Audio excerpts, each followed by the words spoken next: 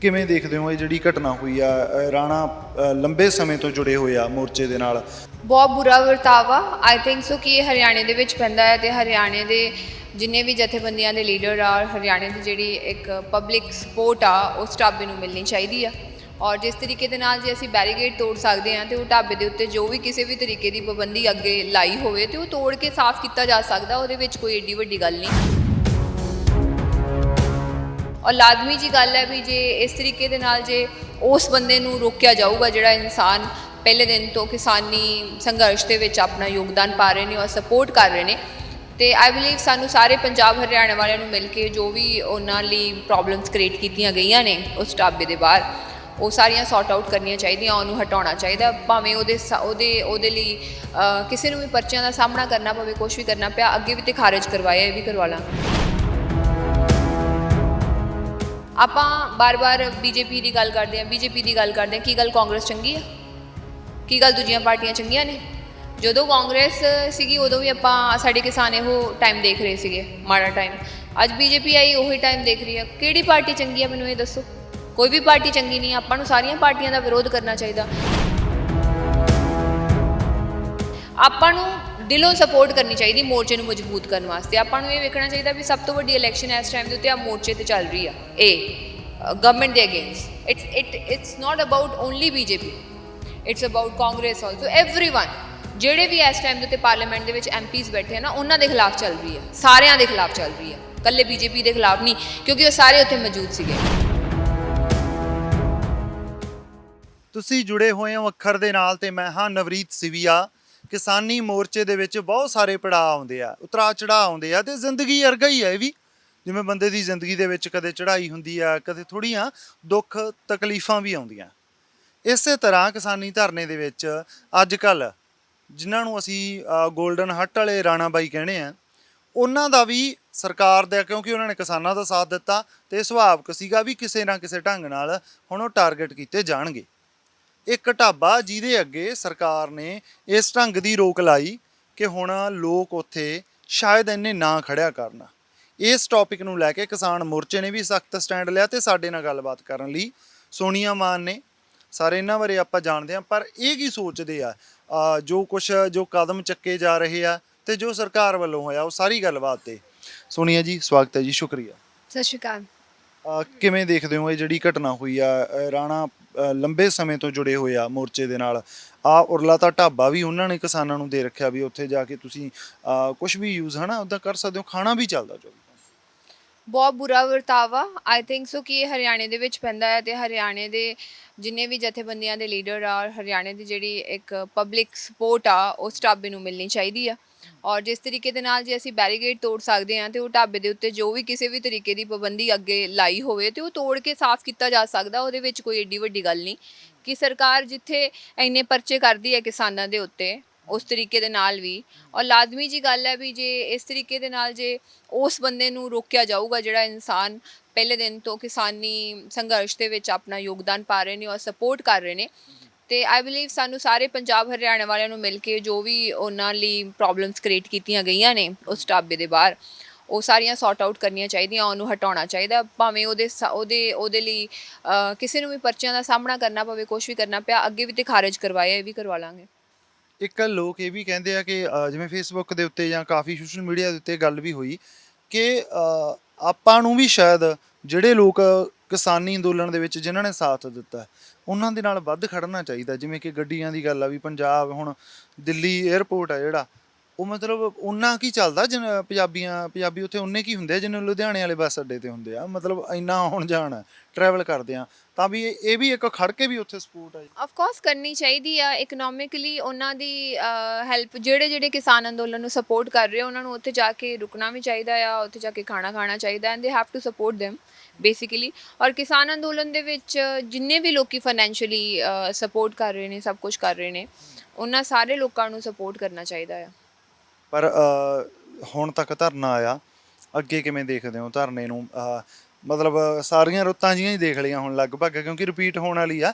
ਇਸ ਤੋਂ ਬਾਅਦ ਮਾਨਸੂਨ ਆ ਗਈ ਤੇ ਠੰਡ ਹੀ ਜਿਹੜੀ ਬੇਸਿਕਲੀ ਮੈਂ ਆ ਚਾਹੁੰਦੀ ਹਾਂ ਕਿ ਧਰਨਾ ਵੇਖੋ ਐਵੇਂ ਚੱਲਦਾ ਰਹੂਗਾ ਫਿਰ।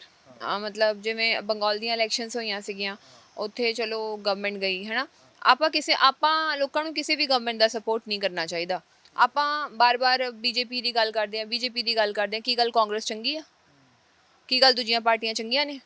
ਜਦੋਂ ਕਾਂਗਰਸ ਸੀਗੀ ਉਦੋਂ ਵੀ ਆਪਾਂ ਸਾਡੇ ਕਿਸਾਨ ਇਹੋ ਟਾਈਮ ਦੇਖ ਰਹੇ ਸੀਗੇ, ਮਾੜਾ ਟਾਈਮ। ਅੱਜ ਬੀਜੇਪੀ ਆਈ ਉਹੀ ਟਾਈਮ ਦੇਖ ਰਹੀ ਆ। ਕਿਹੜੀ ਪਾਰਟੀ ਚੰਗੀ ਆ ਮੈਨੂੰ ਇਹ ਦੱਸੋ? ਕੋਈ ਵੀ ਪਾਰਟੀ ਚੰਗੀ ਨਹੀਂ। ਆਪਾਂ ਨੂੰ ਸਾਰੀਆਂ ਪਾਰਟੀਆਂ ਦਾ ਵਿਰੋਧ ਕਰਨਾ ਚਾਹੀਦਾ। ਕੀ ਗੱਲ ਆਪਾਂ ਦੂਜੀਆਂ ਪਾਰਟੀਆਂ ਦਾ ਸਮਰਥਨ ਕਿਉਂ ਕਰਦੇ ਹਾਂ ਇਸ ਗੱਲ ਦੇ ਉੱਤੇ? ਜੇ ਆਪਾਂ ਵਿਰੋਧ ਨਹੀਂ ਕਰ ਸਕਦੇ, ਆਪਾਂ ਇਹ ਕਿਉਂ ਕਹਿੰਦੇ ਹਾਂ ਕਿ ਸਿਰਫ ਬੀਜੇਪੀ? ਸਾਰੀਆਂ ਪਾਰਟੀਆਂ ਦਾ ਵਿਰੋਧ ਕਰਨਾ ਚਾਹੀਦਾ ਆ। ਜੇ ਬੀਜੇਪੀ ਮਾੜੀ ਹੈ ਤੇ ਕਾਂਗਰਸ ਵੀ ਮਾੜੀ ਆ, ਫਿਰ ਦੂਜੀਆਂ ਪਾਰਟੀਆਂ ਵੀ ਮਾੜੀਆਂ ਨੇ।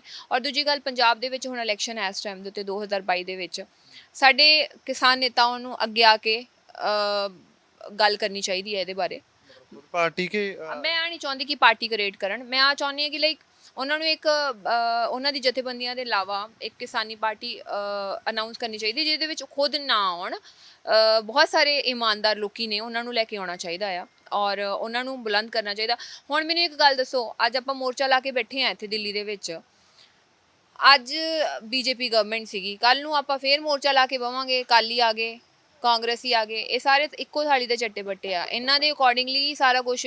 ਕੀ ਗੱਲ ਇਹਨਾਂ ਦੇ ਹੁਣ ਸਾਡੀ ਕਿਰਤੀ ਕਿਸਾਨ ਯੂਨੀਅਨ ਪੰਜਾਬ ਦੇ ਵਿੱਚ, ਉਹਨਾਂ ਨੇ ਸਭ ਤੋਂ ਪਹਿਲਾਂ ਕਾਲੇ ਝੰਡੇ ਵਿਖਾਉਣੇ ਸ਼ੁਰੂ ਕੀਤੇ। ਆਪਾਂ ਪੰਜਾਬ 'ਚ ਡਿਸੀਜਨ ਲਿਆ ਕਿ ਆਪਾਂ ਪਿੰਡਾਂ ਦੇ ਵਿੱਚ ਪਾਰਟੀਆਂ ਨੂੰ ਵੜਨ ਨਹੀਂ ਦੇਵਾਂਗੇ, ਹੈ ਨਾ। ਆਪਾਂ ਨੂੰ ਦਿਲੋਂ ਸਪੋਰਟ ਕਰਨੀ ਚਾਹੀਦੀ ਮੋਰਚੇ ਨੂੰ ਮਜ਼ਬੂਤ ਕਰਨ ਵਾਸਤੇ। ਆਪਾਂ ਨੂੰ ਇਹ ਵੇਖਣਾ ਚਾਹੀਦਾ ਵੀ ਸਭ ਤੋਂ ਵੱਡੀ ਇਲੈਕਸ਼ਨ ਇਸ ਟਾਈਮ ਦੇ ਉੱਤੇ ਆ ਮੋਰਚੇ 'ਤੇ ਚੱਲ ਰਹੀ ਆ, ਇਹ government ਦੇ against. It's not about only BJP, it's about Congress also, everyone। ਜਿਹੜੇ ਵੀ ਇਸ ਟਾਈਮ ਦੇ ਉੱਤੇ ਪਾਰਲੀਮੈਂਟ ਦੇ ਵਿੱਚ ਐਮਪੀਜ਼ ਬੈਠੇ ਆ ਨਾ, ਉਹਨਾਂ ਦੇ ਖਿਲਾਫ ਚੱਲ ਰਹੀ ਆ, ਸਾਰਿਆਂ ਦੇ ਖਿਲਾਫ ਚੱਲ ਰਹੀ ਆ, ਇਕੱਲੇ ਬੀਜੇਪੀ ਦੇ ਖਿਲਾਫ ਨਹੀਂ, ਕਿਉਂਕਿ ਉਹ ਸਾਰੇ ਉੱਥੇ ਮੌਜੂਦ ਸੀਗੇ ਉਸ ਮੂਮੈਂਟ ਆਫ ਟਾਈਮ ਦੇ ਉੱਤੇ। ਔਰ ਕਿਹੜਾ ਐਮਪੀ ਆ ਜਾਂ ਕਿਹੜਾ ਸਾਂਸਦ ਆ ਜਿਹਨੇ ਅੱਜ ਤੱਕ ਸਵਾਮੀਨਾਥਨ ਰਿਪੋਰਟ ਬਾਰੇ ਗੱਲ ਕੀਤੀ ਹੋਵੇ ਜਿਹੜੀ ਫਾਰਮਰਸ ਵਾਸਤੇ ਵਧੀਆ ਆ? ਫਾਰਮਰਸ ਪਹਿਲਾਂ ਵੀ ਕਰਜ਼ੇ ਦੇ ਵਿੱਚ ਸੀਗੇ। ਅੱਜ ਜੇ ਆ 3 ਬਿੱਲ ਆ ਗਏ, ਐਮਐਸਪੀ ਫਿਕਸ ਕਰੋ, ਐਮਐਸਪੀ ਪਹਿਲਾਂ ਫਿਕਸ ਸੀਗੀ, ਰਾਈਟ। ਕਹਿੰਦੇ ਆ ਕਿ ਅਸੈਂਸ਼ੀਅਲ ਕਮੋਡਿਟੀ ਐਕਟ ਪਹਿਲਾਂ ਨਹੀਂ ਸੀਗਾ, ਤੇ ਉਦੋਂ ਵੀ ਕਿਹੜੇ ਖੁਸ਼ ਸੀਗੇ ਫਾਰਮਰਸ। ਆ 3 ਬਿੱਲ ਤੇ ਚਲੋ ਠੀਕ ਆ, ਹੁਣ ਰੱਦ ਹੋ ਜਾਣਗੇ। ਆ ਪਹਿਲਾਂ ਨਹੀਂ ਸੀਗੇ ਤੇ ਉਦੋਂ ਫਾਰਮਰਸ ਕਿਹੜੀ ਆਤਮ ਹੱਤਿਆ ਨਹੀਂ ਕਰ ਰਹੇ ਸੀਗੇ, ਖੁਦਕੁਸ਼ੀ ਨਹੀਂ ਕਰ ਰਹੇ ਸੀਗੇ, ਕਰਜ਼ੇ ਥੱਲੇ ਨਹੀਂ ਡੱਬੇ ਸੀਗੇ। ਸੋ ਇਹ ਸਾਰੀਆਂ ਜਿਹੜੀਆਂ ਗੱਲਾਂ ਹੈ ਨਾ, ਆ 3 ਬਿੱਲਾਂ ਤੋਂ ਇਲਾਵਾ ਵੀ ਆ ਜਦੋਂ ਨਹੀਂ ਸੀਗੇ ਉਸ ਤੋਂ ਬਾਅਦ ਡੂੰਘੀ ਗੱਲ ਵੀ ਕਰਨੀ ਚਾਹੀਦੀ ਆ। ਉਸ ਤੋਂ ਬਾਅਦ ਵੀ ਇਹ ਵੇਖਣਾ ਚਾਹੀਦਾ ਵੀ ਸਿਆਸਤ ਕਿਹੜੀ ਹੋਣੀ ਚਾਹੀਦੀ, ਕਿਹੜੀ ਨਹੀਂ ਹੋਣੀ ਚਾਹੀਦੀ। ਆ ਵੀ ਵੇਖਣਾ ਚਾਹੀਦਾ ਕਿ ਇੱਕ ਫਾਰਮਰਸ ਦੀ ਵੀ ਪਾਰਟੀ ਹੋਣੀ ਚਾਹੀਦੀ ਆ, ਕਿ ਜਿਹੜੀ ਫਾਰਮਰਸ ਦੀ ਪਾਰਟੀ ਆਵੇ ਇਸ ਟਾਈਮ ਦੇ ਉੱਤੇ। ਜੇ ਉਹ ਮਾਹੌਲ ਆ, ਲੋਕਾਂ ਨੂੰ ਅੱਗੇ ਆਉਣਾ ਚਾਹੀਦਾ, ਲੋਕਾਂ ਨੂੰ ਗੱਲ ਕਰਨੀ ਚਾਹੀਦੀ। ਜਿੰਨੀ ਦੇਰ ਤੱਕ ਤੁਸੀਂ ਰਾਜਨੀਤੀ ਦੇ ਵਿੱਚ ਨਹੀਂ ਆਓਗੇ, ਉਨੀ ਦੇਰ ਤੱਕ ਤੁਸੀਂ ਸਿਸਟਮ ਕਿਵੇਂ ਚੇਂਜ ਕਰ ਲੋਗੇ?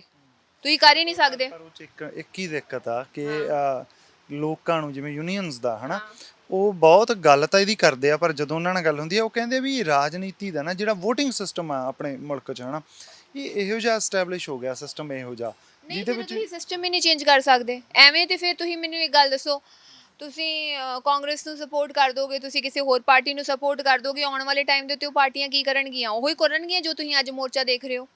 ਘੁੰਮ ਘੁਮਾ ਕੇ ਤੇ ਗੱਲ ਉੱਥੇ ਹੀ ਆਉਂਦੀ ਆ ਨਾ। ਮੈਨੂੰ ਇੱਕ ਗੱਲ ਦੱਸੋ, ਕਿਹੜੀ ਪਾਰਟੀ ਕਰਪਟ ਨਹੀਂ ਗਈ? ਕਿੰਨੇ ਕਰਪਸ਼ਨ ਨਹੀਂ ਕੀਤੀ? ਸਾਰਿਆਂ ਨੇ ਕੀਤੀ। ਜੇ ਅੱਜ ਆਪਾਂ ਐਡਾ ਵੱਡਾ ਮੋਰਚਾ ਇੱਥੇ ਲਾ ਕੇ ਬੈਠੇ ਆ, ਸਾਰੇ ਸਿਰਫ 3 ਬਿੱਲਾਂ ਖਾਤਰ ਨਹੀਂ ਬੈਠੇ। ਉਸ ਤੋਂ ਇਲਾਵਾ ਵੀ ਇੱਥੇ ਜਿੰਨੇ ਵੀ ਲੋਕੀ ਆਏ ਨਾ, ਆਪ ਹਾਰੇ ਹੋ ਕੇ ਆਏ ਆ, ਆਪਣੇ ਵਜੂਦ ਵਾਸਤੇ ਕਿਤੇ ਨਾ ਕਿਤੇ ਤੰਗ ਆ ਅੰਦਰੋਂ, ਕਿਤੇ ਨਾ ਕਿਤੇ ਉਹਨਾਂ ਦੇ ਅੰਦਰ 3 ਬਿੱਲਾਂ ਦੀ ਤੇ ਗੱਲ ਹੈਗੀ। ਉਸ ਤੋਂ ਇਲਾਵਾ ਵੀ ਬਹੁਤ ਸਾਰੀਆਂ ਗੱਲਾਂ ਨੇ। ਉਹਨਾਂ ਨੂੰ ਲੱਗਦਾ ਹੈ ਵੀ ਲਾਈਕ ਆ 3 ਬਿੱਲ ਤੇ ਚਲੋ ਕੈਂਸਲ ਹੋ ਜਾਣਗੇ, ਉਸ ਤੋਂ ਬਾਅਦ ਕੀ ਗੱਲ ਫਾਰਮਰਸ ਦੀ ਸਥਿਤੀ ਠੀਕ ਹੋਊਗੀ ਹਰਿਆਣਾ ਪੰਜਾਬ ਦੇ ਵਿੱਚ?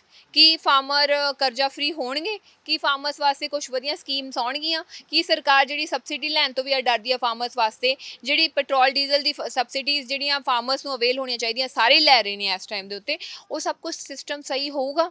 ਪਰ ਜਦੋਂ ਤੱਕ ਆਪਾਂ ਜੇ ਇੱਥੇ ਬੈਠੇ ਆ ਮੋਰਚੇ ਦੇ ਵਿੱਚ, ਜਦੋਂ ਆਪਾਂ ਸਾਰੇ ਸਿਸਟਮ ਦੀ ਗੱਲ ਨਹੀਂ ਕਰਾਂਗੇ, 3 ਬਿੱਲ ਤੇ ਠੀਕ ਆ ਅੱਜ ਮਾਫ ਹੋ ਜਾਣਗੇ, ਰੱਦ ਹੋ ਜਾਣਗੇ, ਕੱਲ੍ਹ ਨੂੰ ਆਪਾਂ ਉਸ ਚੀਜ਼ ਵਾਸਤੇ ਬੈਠੇ ਆ। ਆਪਾਂ ਨੂੰ ਇਸ ਤੇ ਅੱਗੇ ਵੀ ਚੀਜ਼ਾਂ ਸੋਚਣੀਆਂ ਚਾਹੀਦੀਆਂ ਆ। ਆਪਾਂ ਨੂੰ ਸਵਾਮੀਨਾਥਨ ਰਿਪੋਰਟ ਕਰਕੇ ਵੀ ਲੜਨਾ ਚਾਹੀਦਾ ਆ ਗਵਰਨਮੈਂਟ ਦੇ ਨਾਲ, ਵੀ ਉਹ ਲਾਗੂ ਹੋਣੀ ਚਾਹੀਦੀ ਹੈ ਸਾਡੇ ਫਾਰਮਰਸ ਵਾਸਤੇ। ਕਿਤੇ ਨਾ ਕਿਤੇ ਸਾਡੇ ਫਾਰਮਰਸ ਵਿਚਾਰੇ ਕਰਜ਼ੇ ਵਿੱਚੋਂ ਨਿਕਲਣ, ਉਹਨਾਂ ਨੂੰ ਜਿਹੜੇ ਫਰਟੀਲਾਈਜ਼ਰਸ ਨੇ, ਜਿਹੜੀਆਂ ਖਾਦਾਂ ਨੇ, ਉਹ ਸਸਤੀਆਂ ਮਿਲਣ।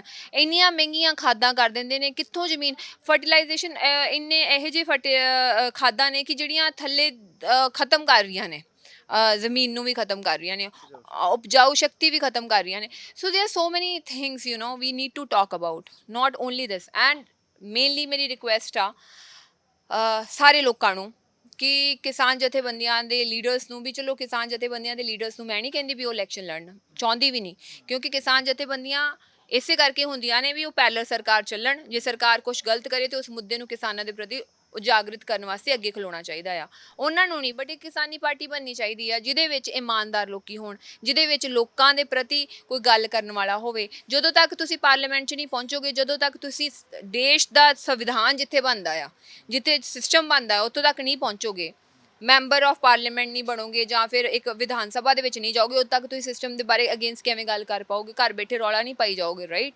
ਸੋ we need to change the system. So ਇਹ ਸਨ ਸੋਨੀਆ ਮਾਨ ਜਿਨ੍ਹਾਂ ਨਾਲ ਆਪਾਂ ਗੱਲਬਾਤ ਕਰ ਰਹੇ ਸੀ ਤੇ ਬਹੁਤ ਸਾਰੇ ਵੈਸੇ ਪੱਖ ਸੀ, ਪਰ ਜਿਹੜਾ ਜਿਵੇਂ ਆਪਾਂ ਗੋਲਡਨ ਹਾਰਟ ਵਾਲਾ ਪੱਖ ਆ ਉਹਦੇ ਤੇ ਇਹਨਾਂ ਦਾ ਇਹੀ ਕਹਿਣਾ ਵੀ ਜੇ ਜਦੋਂ ਆਪਾਂ ਪੰਜਾਬ ਤੋਂ ਚੱਲੇ ਆ ਤੇ ਰਾਹ ਦੇ ਵਿੱਚ ਰੋਕਾਂ ਸੀਗੀਆਂ, ਇੱਥੋਂ ਤੱਕ ਵੀ ਤਾਂ ਪਹੁੰਚ ਹੀ ਗਏ, ਉਹ ਰੋਕਾਂ ਹਟਾ ਕੇ ਆਏ ਆ, ਤਾਂ ਫਿਰ ਇਹ ਜਿਹੜੀਆਂ ਸਰਕਾਰੀ ਰੋਕਾਂ ਇਹਦੇ ਬਾਰੇ ਵੀ ਸਾਨੂੰ ਇਸੇ ਢੰਗ ਨਾਲ ਸੋਚਣਾ ਚਾਹੀਦਾ। ਤੁਹਾਡਾ ਬਹੁਤ ਬਹੁਤ ਸ਼ੁਕਰੀਆ, ਜੁੜੇ ਰਹੋ ਅੱਖਰ ਦੇ ਨਾਲ।